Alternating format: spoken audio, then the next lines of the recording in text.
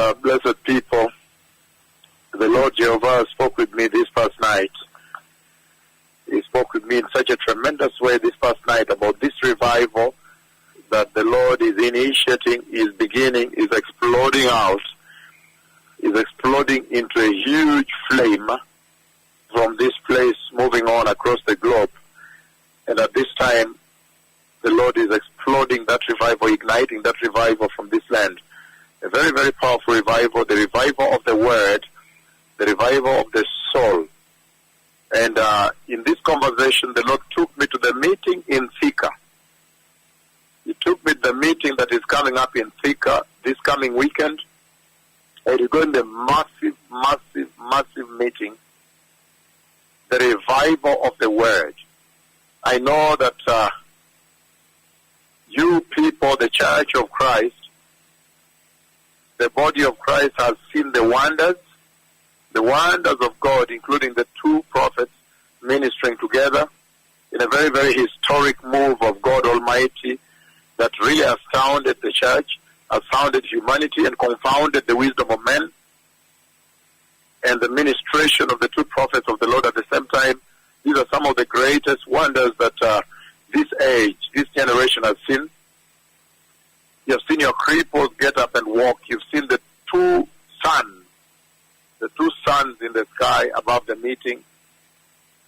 You've seen the glory of God the Father himself descending from heaven and lighting on them, settling on the two prophets in your midst, recorded by video live.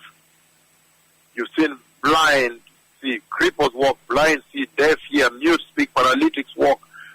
You've seen the pure transfiguration of God, the pure white, holiest glory of God the Father. You've seen many things, HIV healed, wonders. But this particular revival is a very astonishing revival. This is now the height of revival. And the Lord took me to Thika, where the meeting is coming up this weekend, the revival meeting. Such a beautiful weather going on here, sunny days. And the big, mighty revival that is coming up in Thika. So he took me to that meeting, blessed people, and I saw an enormous amount of people. Enormous. It looks like people are going to come from all over the country. Thika alone is such an industrial city and has such a huge population, so they really come to the meeting. But it looks more like people came from all over the country. Nobody wanted to be left out. And it became a huge word explosion. And I saw the two prophets of the Lord ministering the word with the altar at the center and people all around. Those who missed their seats, they were seated on the grass in heaps. Others were standing with their Bibles. Those who were seated in the grass were with their Bibles open and pen and paper. They were writing the word. It's a tremendous, tremendous visitation of the Lord never seen before. Tremendous revival. This is now the explosion of the revival. After the wonders, the stunning wonders, the historic miracles, now the word, the revival of the soul. This is the biggest of all revivals in the history of creation now, because this is about entry. And so when I was there, I saw the two prophets of the Lord ministering there. And then I saw people, some of them had come from Kakamega, I was talking to them, others have come from different places, full there, taking the message, taking this revival, taking the instruction of the Lord, opening the word together with these two tremendous prophets of Yahweh, the Lord Yahweh. This has really confounded the wisdom of man now. But it's such a beautiful revival I saw this past night when the Lord took me to this industrial city called Thika. And Thika is about, if you follow the superhighway, the dual carriage, is about 30 to 40 minutes from Nairobi. But I saw a long convoy of vehicles entering the Thika highway. Tremendous moment in the history of the church. And then at that time, as the Lord Jehovah led the two prophets to minister, I saw they were giving bread.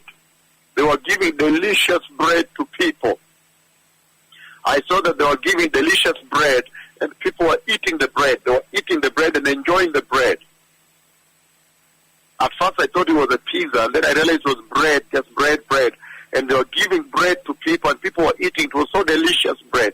The bread was very delicious. People were seated on the grass. A lot of people were sitting down in their thousands. I don't know how many hundreds of thousands were sitting there, receiving the bread and eating. It looks like the entire central province is going to come. The entire, what used to be central province, is going to come to Thika. It's going to be a stunning situation in Thika. And then the Lord Yahweh, He shows me how the two prophets took an old plane, an aircraft that was old, an aircraft that was very, very old, and it was long. It's a long aircraft, it's a big, like super jumbo, slightly bigger though. And it was old, it had been grounded. And so then the Lord said, look, when they entered the cockpit of that aircraft, they were able to re-engineer things on the cockpit, and a brand new cockpit appeared, and that aircraft became new, and that aircraft started running on the runway. And I saw when it was flying very, very high speed, it took off at a very high speed with a lot of people, these people you see in the meeting. And then that aircraft went vertical. A pure white plane, very white. It was a bit unclean when it was grounded, but it became white when it took over. When it took off, it became white. But what shocked me, it now went vertical.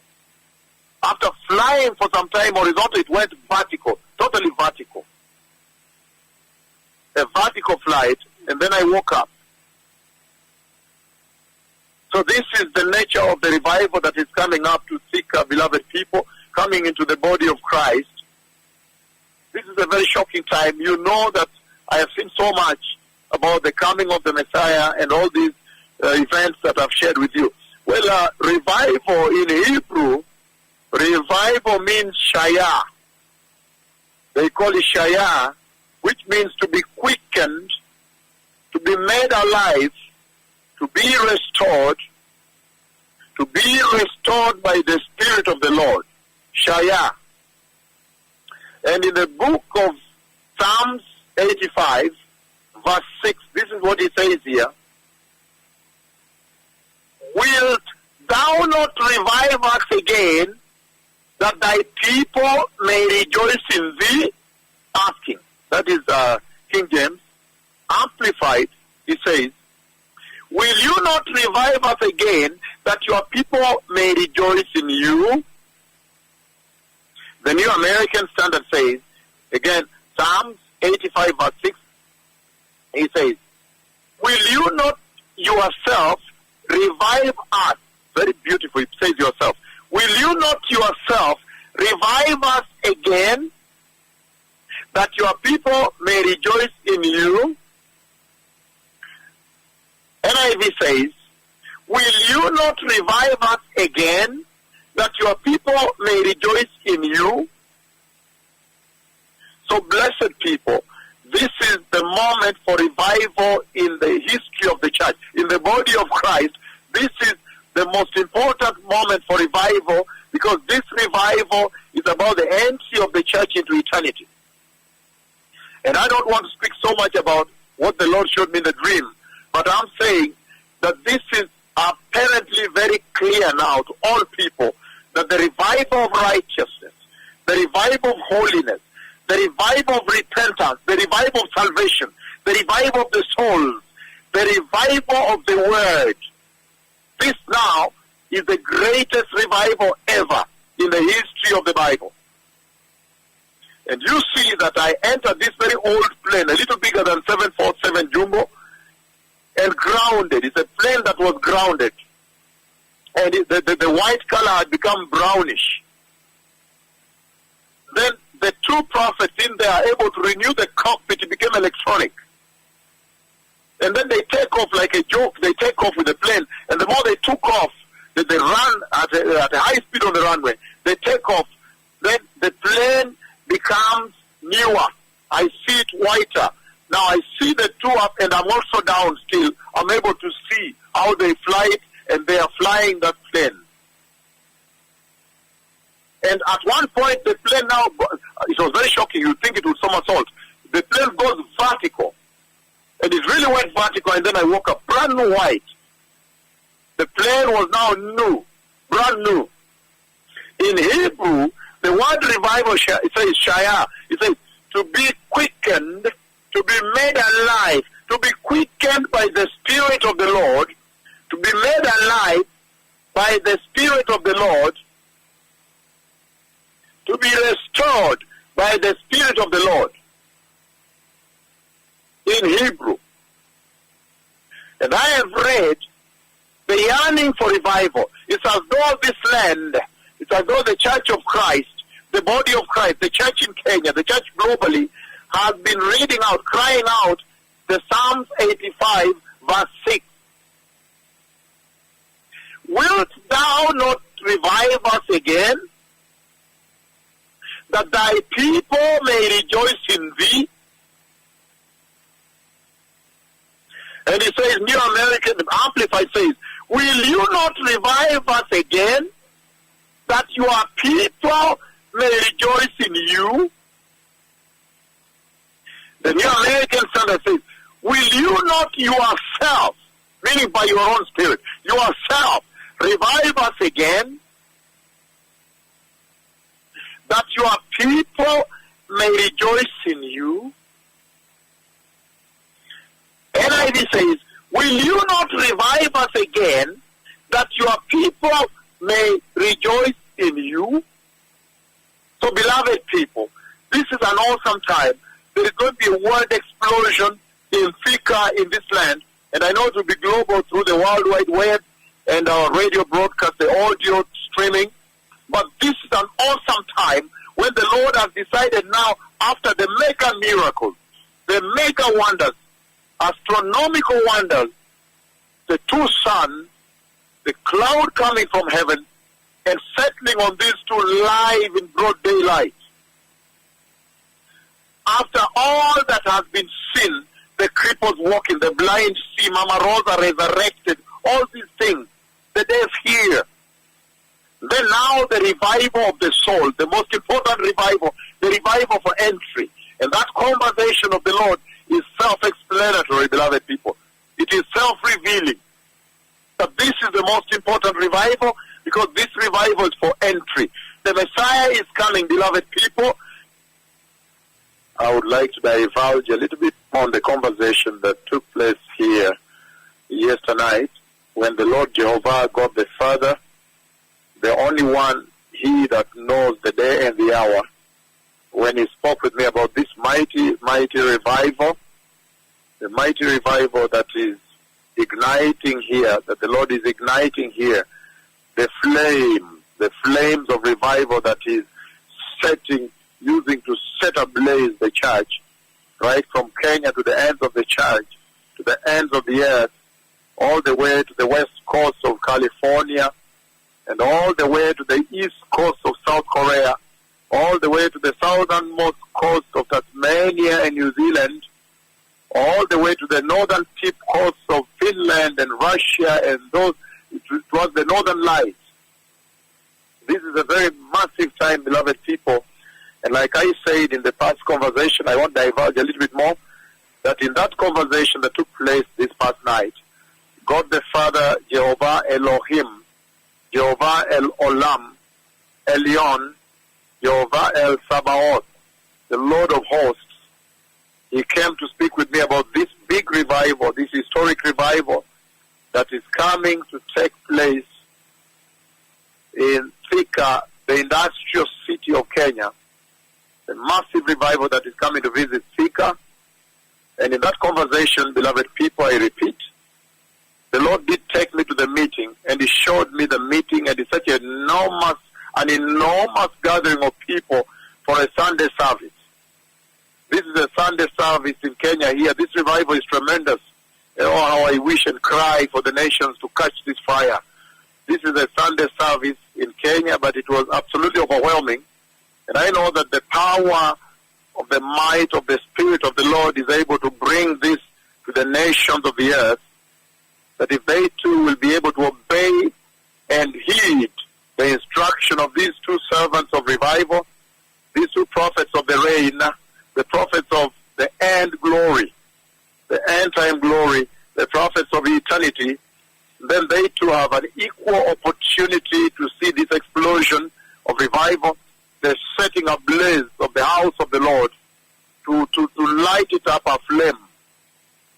And in that meeting at Thika, the meeting that is coming up in the next 3 or so days, the Lord showed me a lot of people, and I was talking to some of them. They appeared from Kakamega and another place. So that the Lord is using that to let me know that they will come from all counties, all the different counties of this land. And then the Lord made me see the 2 prophets now ministering to them, dishing out bread, one on this side, one on this other side, giving out hot bread, very delicious bread. And they were taking and eating, and they were saying, they were also speaking. Now I can open up a little bit more. They were speaking and they were saying, how delicious is this bread? This bread is so delicious, they were saying. I was dishing out. One of the prophets on this other side, the taller one, was a little bit on the left side, and the other one was on this side, and dishing out the bread, the fresh, delicious bread from the throne of God Almighty. And then at that time now, there was worship. Worship began, and there is a powerful instrumental. There is a very powerful instrumental that was played. Again, a very, very powerful instrumental worship was played. And the worship team, the violinists, were playing this song. And it was so powerful that the Lord God Almighty, God the Father, spoke from heaven. And he said, what a mighty worship by his voice. So when he said so, then the 2 prophets stood, even though everybody was sitting as the worshippers were presenting.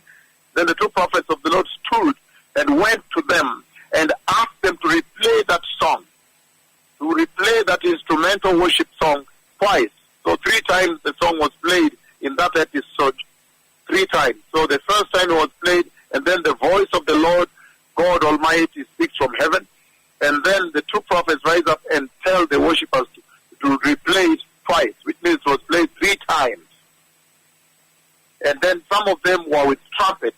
I see one of them with a trumpet, and then he comes and sits. So you see, after the song was over, they sat at that place, and the dishing of the bread continued. And then after that, there was a huge abandoned plane, a very, very big plane. You would think it's a 747 Super Jumbo, but slightly bigger, almost twice the size. So, yes. And then white, but had been rusted and abandoned and parked, and some grass had grown around it. It was parked, and some grass had grown around that plane. It used to be white, but you could see the dust, the soil that had soiled it. And the Lord leads his 2 servants to enter the cockpit, which was, if I understand right, the cockpit was made, the ancient cockpit. So let me give more detail about this conversation. The cockpit was rusty, but it was ancient cockpit, an old cockpit. Most of the stuff there was manual, mechanical. And so when the 2 prophets of the Lord entered that white plane, huge plane, double-decker, then the cockpit immediately became electronic. And I saw the renewal of the plane, and all of a sudden the plane was on the tarmac with brand new wheels. The body had changed, it was pure white. And then there was a takeoff, because all these people in the meeting were in this flight. There was a serious takeoff, high speed. All of a sudden we're on a runway, and then the plane really takes off and begins to fly. And it flies to a point where I would think it's parallel to the ground, but all of a sudden then, whoop, the plane flips and faces upward. I almost thought it was some assaulting. And then with the controls, and the plane goes up, and the more it went up, the more glorious it was. And this plane went vertical, absolutely vertical, in that shock. And then I woke up. So this is the conversation at hand that the Lord has spoken in less than 24 hours ago. And we know that that conversation is very clear to the Church of Christ. Like I said, that the wonders you have seen as the body of Christ globally, the signs you've seen the 2 suns, you've seen the collision of the 2 neutron stars that I commended from here, more than 130 light years away. You have seen also the crippled, the blind, the deaf, the cripples healed, get up and walk in large numbers, even decreeing from their residence in Nairobi. And many thousands of miles away. You've seen Baby Amy get up and walk in Finland with a decree made in Kenya. You've also seen Anne-Marie that had dyslexia in Finland. I think she's in Turku, one of those towns. And the dyslexic head, the brain, the left-hand side is normally damaged. And born like that, there is no pill to cure it, there's no surgery. You can see that now she reads. At 50 plus 54 or so, she now reads. The Lord restored, put a new brain. So the cripples walking, the blind seeing, the deaf hearing, the mute speaking, paralytics walking, spinal cord injuries healed, the cancers healed, the tumors, the leprosy, HIV, all these you have seen the miracles and the wonders. These are the marks of the latter visitation. And then I said, how greater then this level, this notching up of the revival now, when the Lord is now deciding to revive the soul, the revival of the word. This going around that the Lord is taking me around that began with Central Park, Nairobi, in the city, in the center of the city, and then now moving to the industrial city of Thika. This going around and that big meeting, this going around preaching the word, opening the word and preaching the word and talking about the salvation of Christ, talking about the coming of the Messiah, preparing the souls, preparing the hearts of men. How mightier then is this revival? That's what I've said. After the wonders, the glory coming from heaven, beaming on them, prophecy given, God the Father himself descending on them. After all these things, blessed people, commanding rain to come from heaven, and instant came down. Commanding fire, the fire of Elijah, to come from heaven, and the instant comes down. To purge the souls, to incinerate and clean out the dross, to realign the souls of men back to the image and likeness of God. How much more powerful now when this realigning is taking place of the word. The word now is being opened, that the souls are being healed. Now it's a spiritual healing and preparing them for the glorious kingdom of God. Going town to town, announcing the glorious coming of the Messiah, preparing the way for the coming of the Messiah, and broadcasting it globally, giving every single person on the earth an equal footing, equal opportunity to prepare for the glorious coming of the King. And I read from the book of Psalms 85, I read King James now, verse 6, Psalm 85, verse 6, it says, wilt thou not revive us again, that thy people may rejoice in thee? He asked. New American Standard says, will you not yourself revive us, that your people may rejoice in you? Asking again. Amplified says, will you not revive us again, that our people may rejoice in you? NIV says, will you not revive us again, that your people may rejoice in you? I finish again with King James saying, 85:6, Psalm 85:6, wilt thou not revive us again, that thy people may rejoice in thee? And then, inside that conversation that took place yesterday, beloved people, you could see as though the nations, this is what the nations are crying for now, of course. Every single church, every single country, every single land, every peoples of this earth, every people, they are crying to be revived because they can see that the coming of the Messiah has drawn nigh, and there has to be some quantum shift, some astronomical shift for there to be substantive gain and change and transformation. But you see very clearly, again, within that same conversation, as the plane went up in that dream yesterday, then the Father spoke. The Father spoke and said, look, it was a very old plane, but when you entered there, the cockpit became electronic, it became new now. The Father spoke. That's what I'm divulging to you now. But I'm saying, that now is an awesome time for the nations of the earth. Because he's saying that he's speaking to the church in very clear terms about the coming of the Messiah. And you see in John chapter 3 verse 7, King James, he says, "Marvel not that I said unto thee, ye must be born again." Hallelujah. And that is after Jesus answered and said unto him, "Verily, verily I say unto thee, except a man be born again, he cannot see the kingdom of God," the kingdom of Yahweh. And verse 7, he says beautifully, "Marvel not that I say unto thee, ye must be born again." And then when you go to Ephesians chapter 2, verse 5, he says, "Even when we were dead in sins," this is King James, hath quickened us together with Christ, by grace ye are saved." Again, Ephesians chapter 2, I'm reading right now. Again, I want to repeat King James. It says, Ephesians 2:5, "Even when we were dead in sins, hath quickened us together with Christ. By grace ye are saved." And Amplified said, Ephesians 2:5, Amplified says, "Even when we were dead, slain by our own shortcomings and transgressions and trespasses, he made us alive together in fellowship and in union with Christ.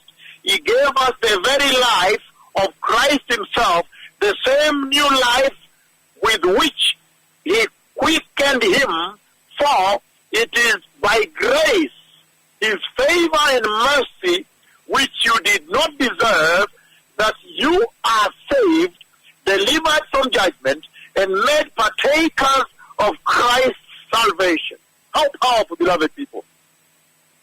But I'm raising forth these scriptures here to you because the quickening, you can see the dross and the decay of that aircraft. The aircraft was rusted, was drossed up, was decayed. The grass has grown around it. And then he says that by his grace, he has now quickened, meaning he has revived. And I told you in Hebrew, the Shaya, that the reviving of the church, revival means restoring back to its own place, restoring to making whole now by the Spirit of the Lord, resuscitating, bringing back to life, making alive again by the Spirit of the Lord. And it says even when the church was caught up in a lot of trespasses, shortcomings, transgressions, slain by their sin, slain and dead to sin. And he says, now there is the quickening of the hearts and the souls of the believers. The Spirit of the Lord is now spreading out the mission of God, the agenda of the Lord right now on the earth to prepare the glorious church for the glorious coming of the Messiah, to establish the healing of the soul of the church, the reviving of the souls of men, that all men, all nations, all peoples may be given a chance, whether through the web radio, whether through web streaming, whichever the way you can receive the message and the instruction of Jehovah Elohim, when he says, repent, turn ye away from sin, and receive Christ Jesus, and be washed in the Holy Spirit. Be baptized in water, and be totally drenched in the anointing of the Holy Spirit, baptized with fire, and anointed with the Spirit of the Lord, and prepare ye the way of the Lord. Every single soul on the earth can listen to that voice and respond to that voice and prepare for eternity. Because he says, even when we were dead, slain by our own shortcomings and transgressions, the dross, the rust of that aircraft. He's talking about the grass growing around, weeds growing around it.